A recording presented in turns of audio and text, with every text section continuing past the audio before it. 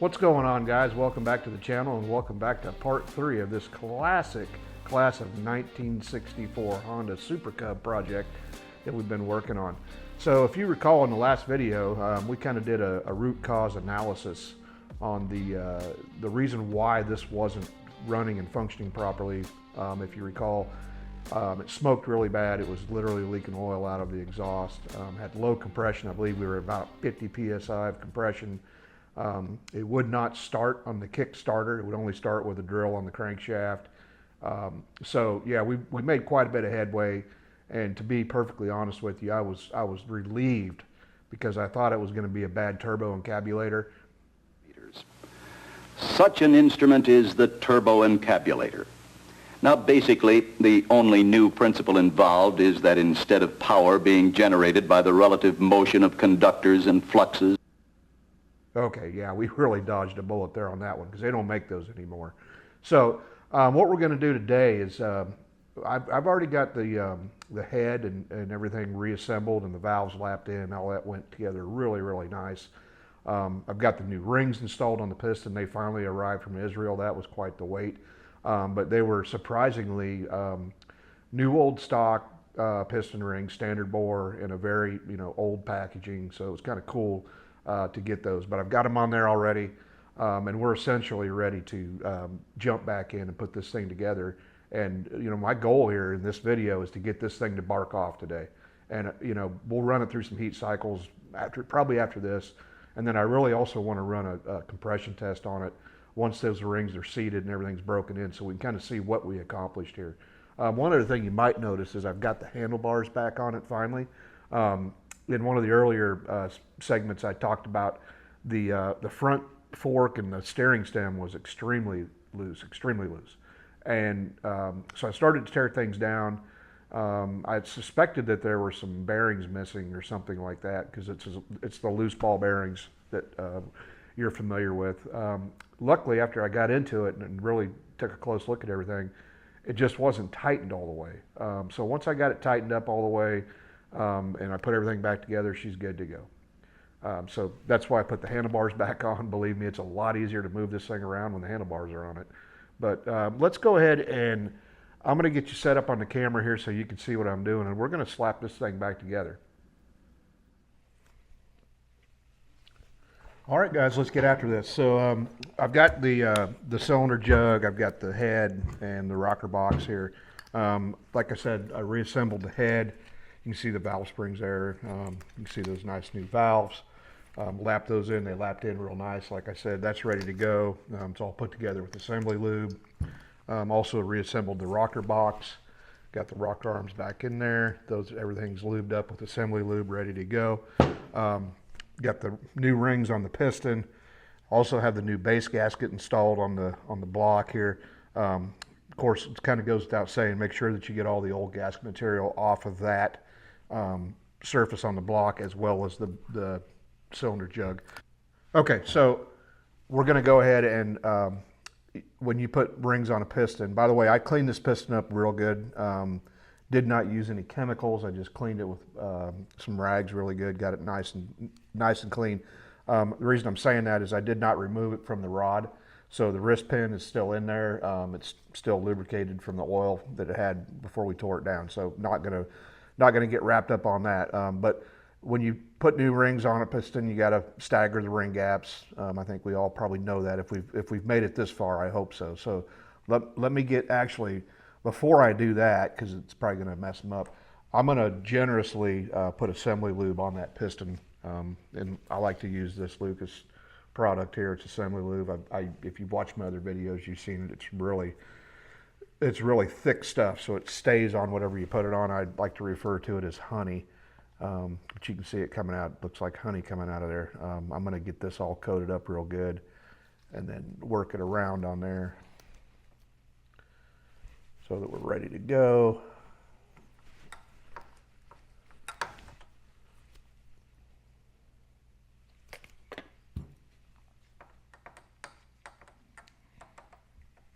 And of course, we're also going to lubricate the cylinder bore as well before we put that in there. This is just one part of it. So let me get those ring gaps set where we need them.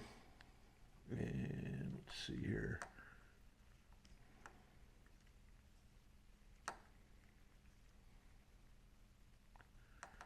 All right, I've got the top two 180 out from each other. This bottom ring is your oil ring. I always like to put the gap on that at the top, just because in my mind, gravity, oil flows to the bottom. So we're ready to go there. Let's lube up the cylinder bore real quick.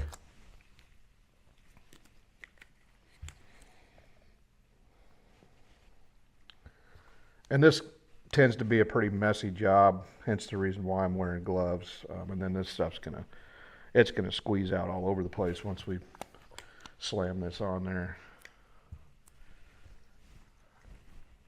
But if you recall, I've honed this cylinder. It's got a nice 45-degree crosshatch pattern in there to help seat the rings and also help keep the rings lubricated, if you recall when I explained how all that works.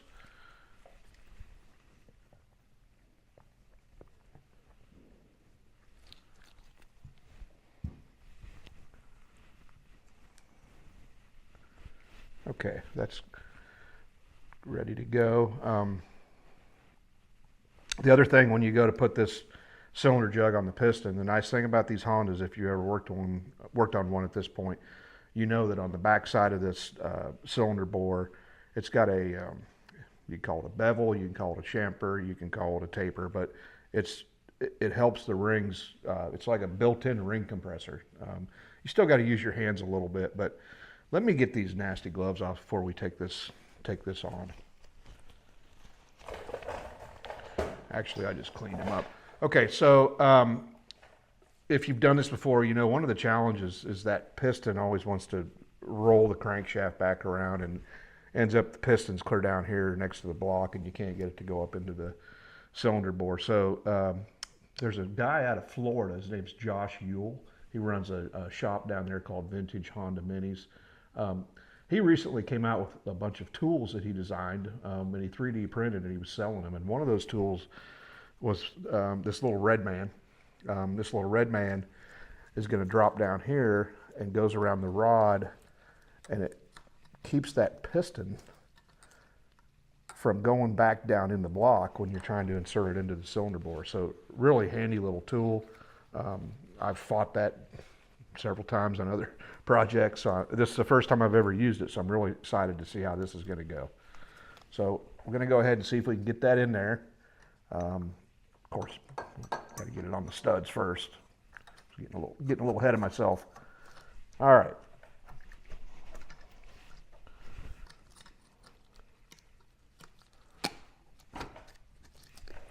So like I said, sometimes you got to help these rings a little bit. And don't force it. Don't get all crazy. See, there you go. She just slipped on. I'm going to slip that down and then pull my little red man out.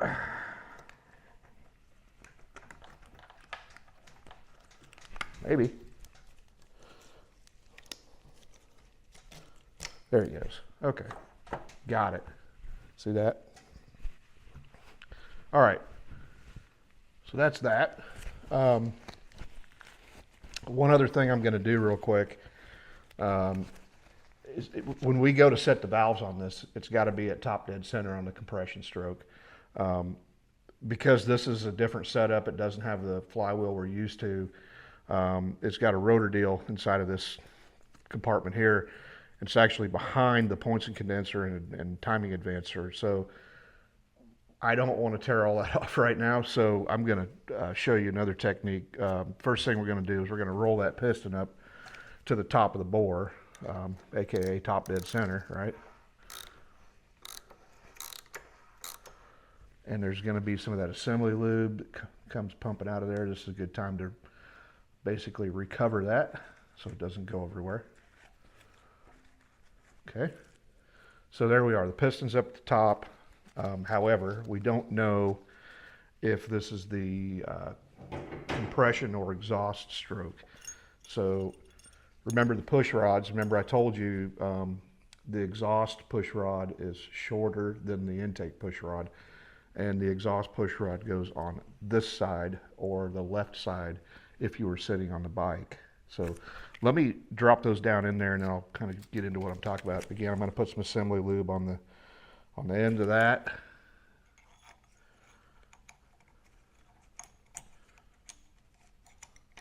There we go. Get the intake in there.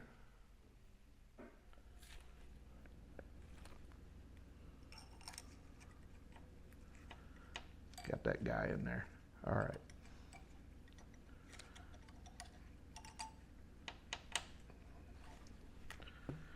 Okay, so we're going to watch those push rods, and what we're looking for is at what point is the exhaust valve closed or open when this is at the top. So we know right now we're at the top, so I'm going to roll it around again, and I'm expecting some movement here.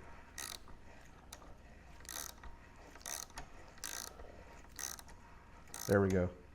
Exhaust valve just opened, exhaust valve is closed, and there we go. I know you couldn't really see that on video, but I was actually feeling it with my hands as I was cranking it over.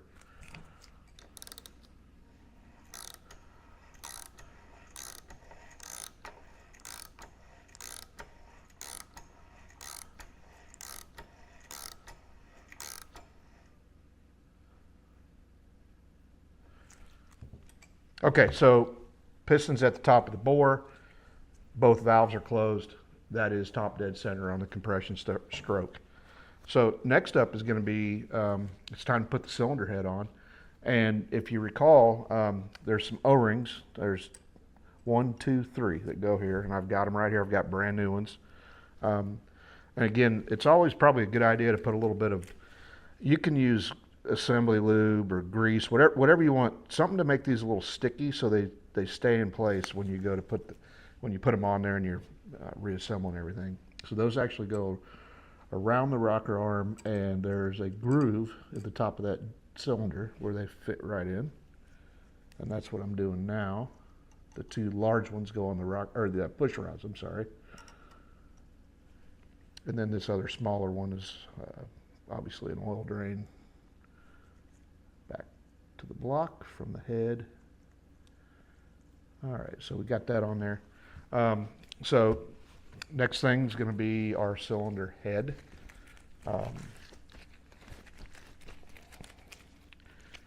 Which we've got the exhaust port, intake port. Obviously intake goes on top, but if you remember, in the last video we talked about the head gasket setup on this, and it doesn't really have a head gasket. It has a metal sealing ring that goes into a groove here.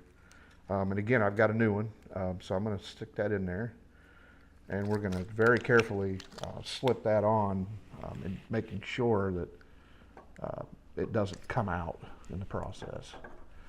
It looks to me like the guy's not allowed to put that on there with the push rods in, so I'll slip them out and we'll put them back in once we get the head on. Make sure those O-rings are where they're supposed to be. All right, here we go. We've got assembly lube going everywhere. Metal ring. Slip that on. Oh, see, that ring came out. That's what I was saying. You got to be careful if that doesn't fall out in the process. And it's still wanting to play games, but we're going to get her on there. There we go.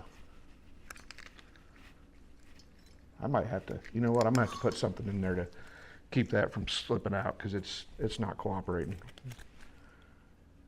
This won't hurt a thing. Might even make it easier to get out of there in 50 years when this thing needs rebuilt again. There we go, it's not going nowhere. Let's do this again.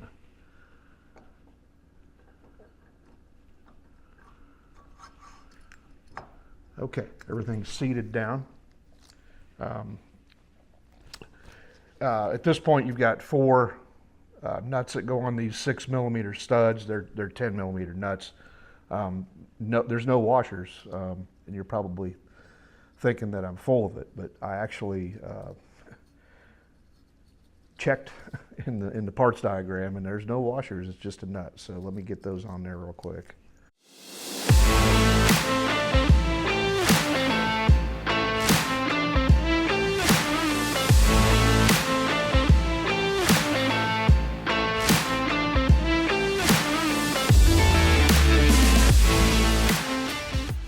All right. I did torque those off camera. Oh shoot, look what's sitting on the ground. Time to go backwards. I'm gonna turn the camera off real quick. All right, we're back where we left off. I'm glad I saw that sitting down there. That would have been very frustrating to get this all put back together and then find an O-ring sitting on the ground. So we've got the cylinder head, push rods in. Now it's time to put the rocker box back on. And then we've also got a new gasket for that. So let me throw that on there real quick.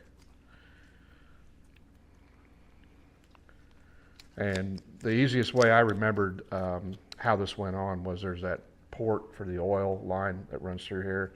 I remembered that was on the left side top. But before we throw this up on there, need to sort out how this gasket's going to go on, and if it's going to actually remain on there without me fighting with it. And it looks like mostly it will. So also there's these 4 6mm bolts, and if you notice, 2 of them have another threaded piece coming out the head. These go on the bottom. There's normally a little skid plate deal that goes down here. This bike's actually missing that, and they're not exactly easy to find, so I haven't really put a lot of effort into trying to locate one, since it doesn't really affect the way the bike's going to function. So get those in there.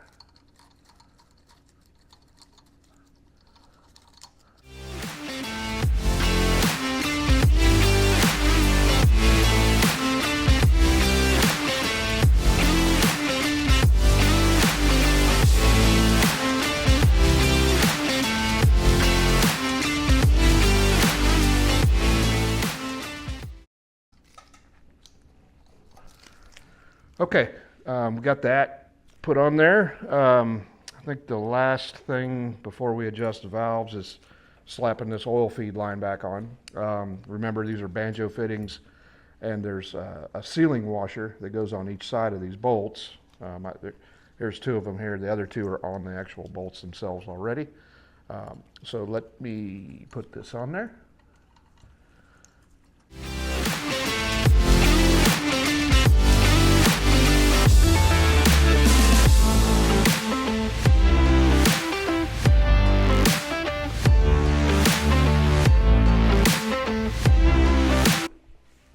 Okay, next step here would be to set the valves, or set the valve clearance, if you will.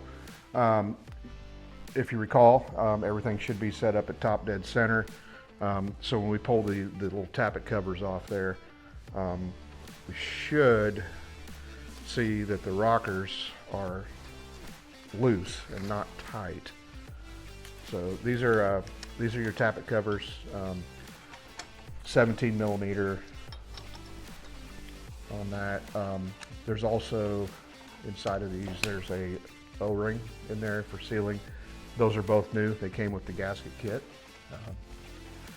And you're probably not going to be able to see every exact thing I'm doing here. And heck, I can't even see half the time doing this. But here's your rockers, and they are both loose, which means that we're not on anything other than a compression stroke. So the clearance on these is a 0.05mm per the manual that I have. And I've got some special tools that I purchased a while back for doing this. Just makes it so much easier, because first you have to loosen like a jam nut on this little stem, and then you put this on. This is a little square deal that this goes on, and you turn that to adjust your clearances.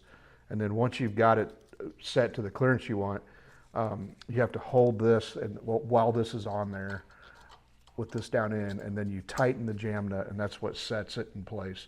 And when you do this, you want that feeler gauge. You want to be able to slide it in there. You don't want it to be so tight that you can't pull it out, but you just want a very slight resistance as you pull it out. You should just feel a little bit of drag, and you know that you got it set right. If you don't set your valves right, or your valve clearances right, you can really come up with some problems. It'll just be running problems. It's not like it's going to break anything, but it's just not going to run well, especially once the engine heats up. If you've got it set too tight, then you got all kinds of problems. I'm not going to try to walk through this process on camera, just because it's tedious, and there's plenty of videos out there on how to do this. I'm just letting you know what I'm about to do, and I'll be back when I'm done. All right, we're back at it, guys. I had to open the garage door, so excuse the birds chirping. It got a little warm in here. While I was off camera, like I said, I went ahead and I set the valve clearances, got them at 0.05 millimeters per the manual. Also went ahead and put the carb back on. By the way, Cyclops light, if you don't have one, get one. Got the carb put back on. Also reinstalled the exhaust muffler head pipe. Don't forget there's that crush ring gasket that goes up inside the head before you put the exhaust on. Run into a little difficulty where the head pipe meets the muffler. There's supposed to be some type of a seal or rubber bushing in there, and I've got one that I bought because it wasn't in there previously.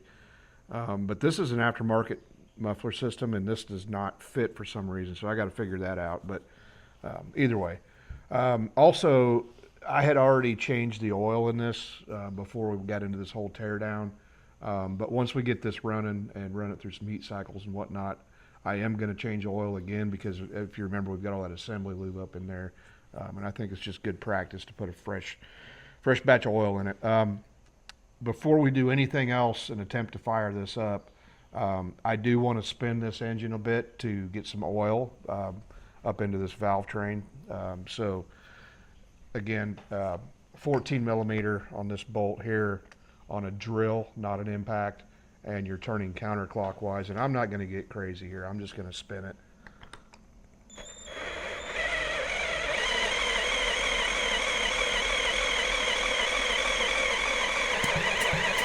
Oh, we got some good compression now, don't we? Okay. Also, if you can see over here, I've got my 6-volt battery that I purchased for the bike. I've got that kind of jumpered in because remember, these electric start models, they must have a battery to produce spark. So we've got a battery hooked up. We've got a fresh spark plug. We've got gas in the tank. I've got the gas turned on, I believe. And I think we're ready to pop the plug in this thing and see if she'll bark off.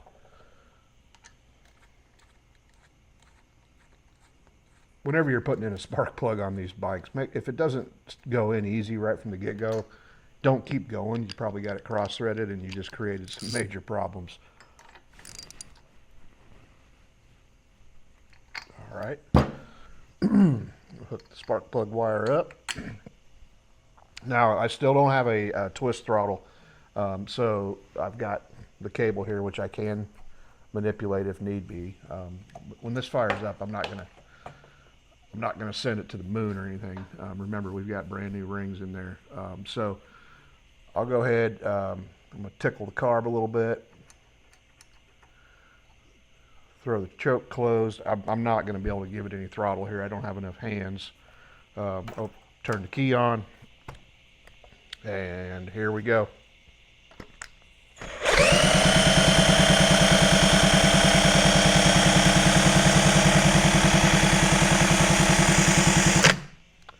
Well,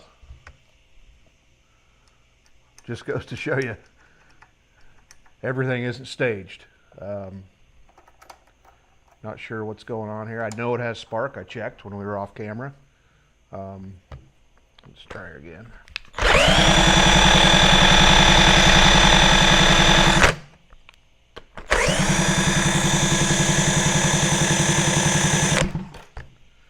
I'll tell you what. I'm sure we have gas. Yeah, we've got gas because it's coming out the overflow now. That's what I was looking for. So let me pin this throttle open real quick.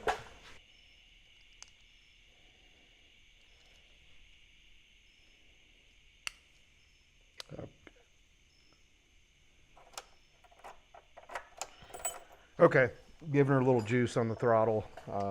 We'll see what happens.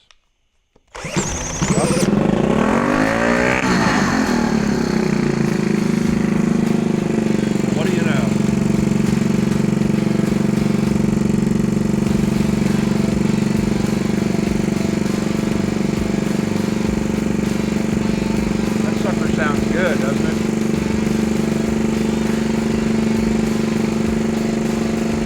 drop that idle down just a bit.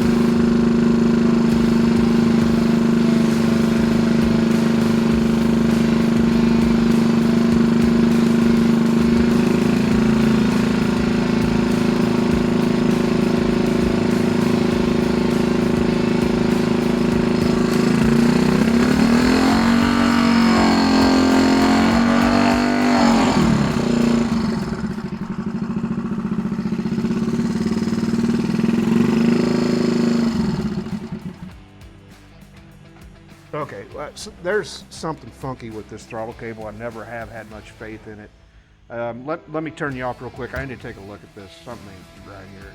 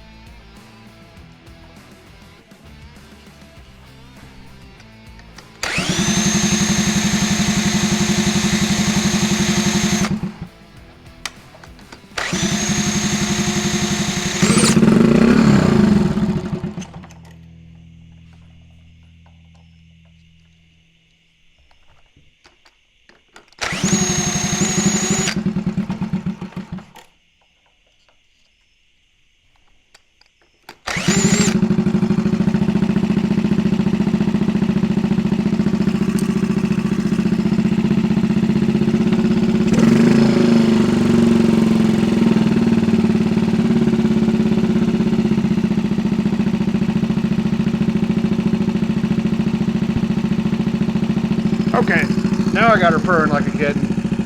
So this throttle cable is questionable at best, so we're going to see how that plays out in the future. But like I said earlier, well, let me stop talking while it's running. I'm just going to blip the throttle a couple times.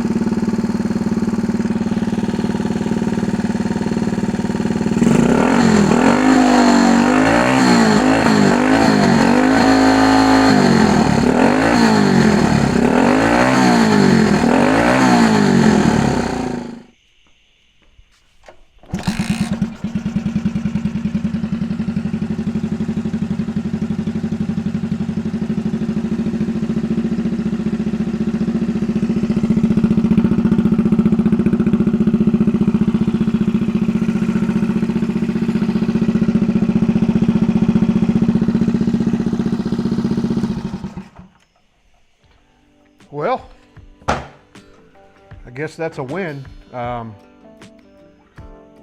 can tell you what it is doing. It's running really good. I don't know if you saw, I kick-started it with my hand and had some nice compression, but it popped right off. I can tell you what it isn't doing, and it's not smoking like a freight train anymore. Even considering all that assembly lube that we had up in the cylinder there, though. So I'm really anxious to see how this turns out once we get her through a couple more heat cycles, and we'll see if we can no longer have oil running out of the exhaust too. So I think we've got that sorted out. Let me get this mess cleaned up here and we'll close this one out. All right, I lied a bit. I didn't clean up the mess. I was too excited. So we accomplished what we wanted to accomplish. Now we've got a good solid engine that's out of the way. Really the only other thing I've got to address with that engine is why the electric starter isn't working, but if that's all I got to figure out, I'm good with that. Next step is the wiring. I'm sure you've noticed there's wires going everywhere. Most of the issues are related to these blinkers, turn signals, which I don't believe this actually had turn signals originally, but we're gonna make them work. I've got everything I need to do that. So got some wiring to clean up over in the battery box area, and then just little things here and there, and this is just about done. So I guess we're gonna have to roll into a part 4, but hopefully part 4 is very close to the end, if not next to the last. I think the last one's probably gonna be a nice little ride. And then we're gonna get this back to the owner so he can enjoy it before it's too cold to ride. So like I say, if you like what you're seeing here, please subscribe, spread the words, tell your friends, share my YouTube channel, and we'll see you next time. Thanks for watching.